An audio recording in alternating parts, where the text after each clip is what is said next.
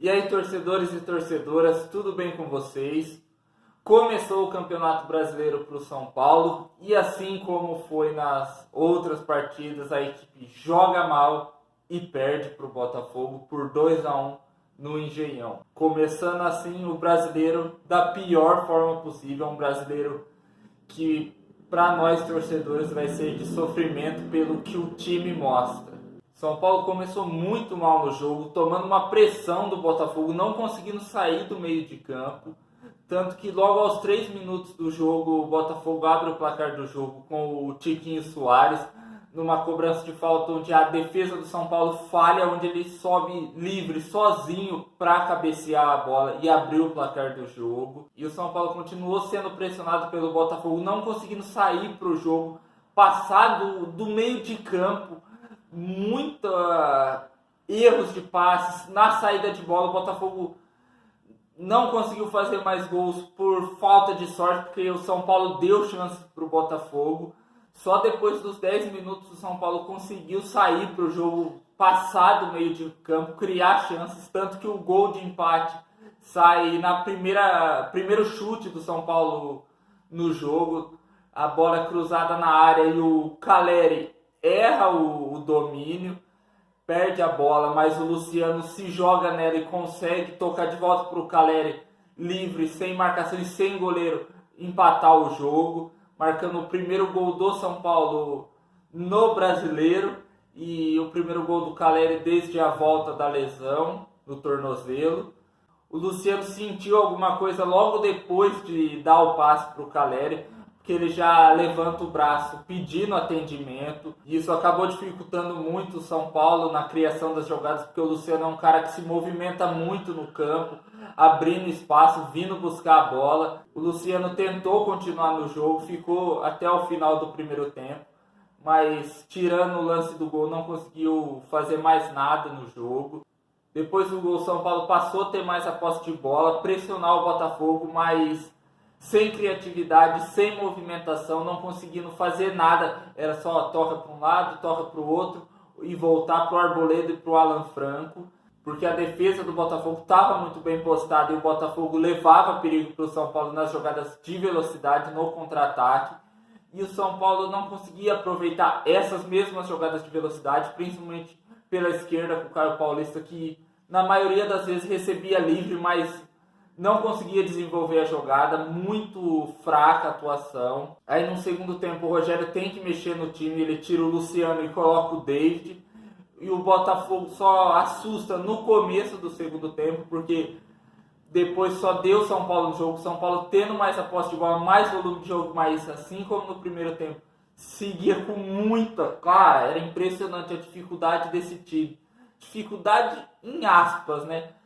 Gira a bola, não consegue furar o bloqueio. E o São Paulo criou algumas chances, mas todas foram defendidas pelo Lucas Perry, que fez um grande jogo, goleiro do Botafogo, cria do São Paulo, mais um dos jogadores que saem do São Paulo por diretoria, comissão técnica, enfim, não ter paciência para desenvolver o atleta, e a gente vê ele fazendo boas partidas em outros times e contra a gente. E o São Paulo, que já tinha perdido o Luciano ainda no primeiro tempo, como eu disse, perdeu o David também por lesão.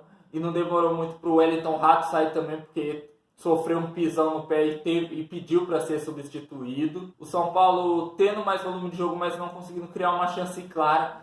Talvez a grande chance do São Paulo de virar o placar tenha sido num contra-ataque que o Alisson, que entrou durante o segundo tempo, num contra-ataque, tá ele com a bola no meio, o Pablo Maia aberto de um lado e o Michel Araújo do outro. O Pablo Maia livre, de frente pro gol. O que ele faz? Ele toca pro Michel Araújo, que perde o tempo da bola e perde a jogada toda. Não dá para entender o que acontece. Será que o Alisson não teve a visão de perceber que o Pablo Maia era a opção melhor? De tocar no cara e dar a opção? Porque não dá para entender esse time. E aos 43, o Vitor Cuesta, que é zagueiro, vai até o campo de ataque do Botafogo sozinho, sem marcação nenhuma, cruza a bola na área e o Eduardo livre. De novo um jogador do Botafogo cabeceia a bola livre na área do São Paulo. O Alan Franco só olha. Cara, pula, atrapalha o jogador adversário, faz alguma coisa. Agora tá parecendo coração de mãe? A zaga do São Paulo tá parecendo coração de mãe. Pô, sempre cabe mais um pra ferrar o time.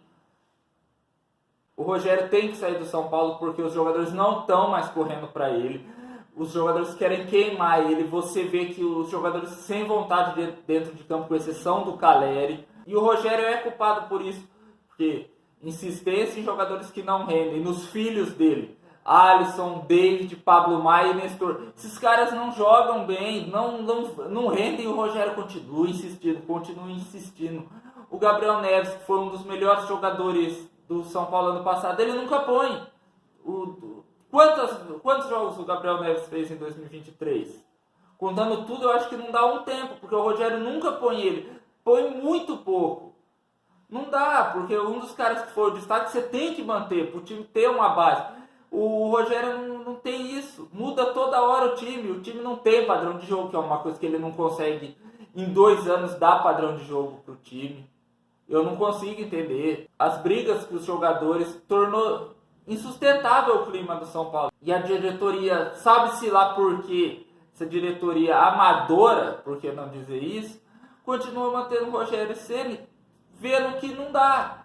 O Rogério Ceni, a história dele como jogador do São Paulo vai ser eterna. Ninguém tira que o Rogério é o maior jogador da história do São Paulo. Mas como técnico ele deixa há muito a desejar. E a diretoria está usando ele como escudo, como o Leco fez em 2017. O Casares, Belmonte, todos esses carinha aí tá usando o Rogério de escudo.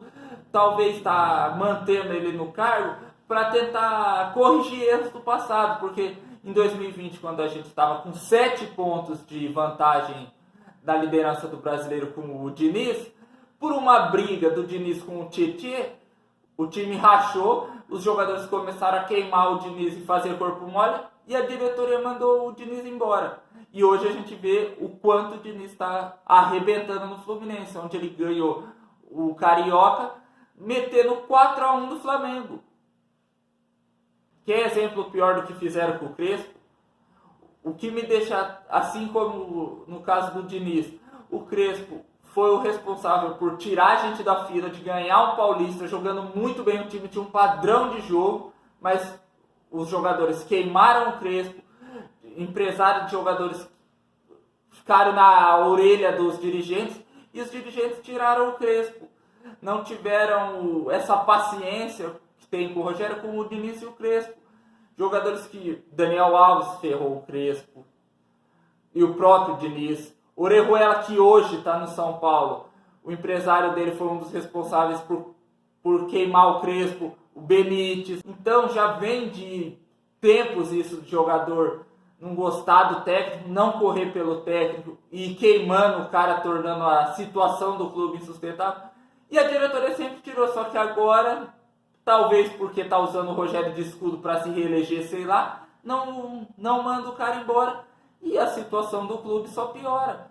Hoje, o São Paulo no Brasileiro briga para não cair. Será que o presidente do São Paulo, os diretores, vão ser tão cabeça dura, tão teimosos de não perceber que o ciclo do Rogério Ceni como técnico acabou e permanecer com ele só vai piorar a situação do clube? Depois que Deus me livre a situação estiver feia, não adianta correr atrás, é mais difícil. Então acho que o melhor para os dois lados é o Rogério sair, o São Paulo ir em busca de outro treinador e para mudar isso, porque a tendência é que os caras não vão correr pelo Rogério e a situação do clube vai piorar mais. A gente já viu isso faz tempo, cara. E agora os diretores não querem fazer nada. E é isso. E agora o São Paulo se prepara para o jogo contra o Porto Cabelo pela Sul-Americana no Morumbi, terça-feira. Vamos ver o que vai acontecer. Eu sempre falo isso nos vídeos. Vamos torcer para que no próximo jogo melhore. Mas, para ser sincero, eu acho que pouco difícil. Vai ser mais um ano que a gente vai sofrer pra caramba. E a gente vai comemorar e muito se o São Paulo não cair para a segunda divisão. Eu vou terminando por aqui, gente. Se vocês gostaram do vídeo, dá um like, se inscreve no meu canal. Ativa o sininho para não perder nenhuma novidade. Comenta aí o que você achou do jogo. Mais uma partida horrível do São Paulo, de uma falta de vontade dentro de campo. Qual a sua expectativa pro São Paulo nesse brasileiro? Eu acho, para mim, vai ser bem triste. A expectativa é bem fraca. E o que você espera pro próximo jogo contra o Porto Cabelo? Comenta aí, vamos bater um papo legal. Também me siga nas minhas redes sociais, eu vou deixar o link na descrição e na tela em algum lugar. Eu posto bastante coisa legal sobre futebol no meu Instagram, corre lá pra ver. E é isso, galera. Até o próximo jogo. Falou!